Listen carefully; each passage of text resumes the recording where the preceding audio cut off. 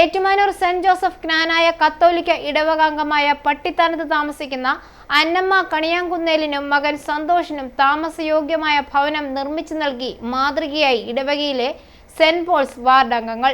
ഏകദേശം 15 വർഷം മുൻപ് വാർഡ് അംഗങ്ങൾ തന്നെ നിർമ്മിച്ചു നൽകിയ ഭവനം തീരെ താമസയോഗ്യമല്ലാത്ത അവസ്ഥ വന്നപ്പോൾ വാർഡ് അംഗങ്ങളോടൊപ്പം ഇടവക KSS യൂണിറ്റിന്റെയും മറ്റു ചില അംഗങ്ങളുടെയും സഹായത്തോടെ 5 ലക്ഷം രൂപ മുടക്കി വീട് പണിതു നൽകുകയായിരുന്നു.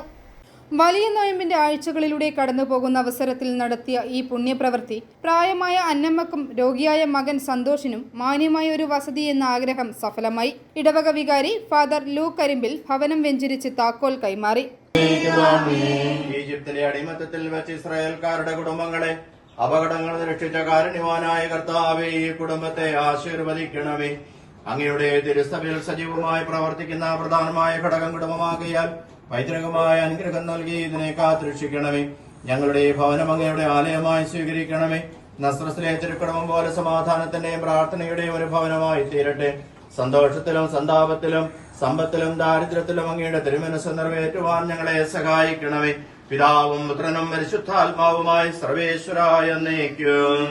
കൂടാരയോഗം കേന്ദ്ര കമ്മിറ്റി ഭാരവാഹികളും വാർഡ് അംഗങ്ങളും സഹായം നൽകിയവരും മറ്റും ചടങ്ങിൽ പങ്കെടുത്തു.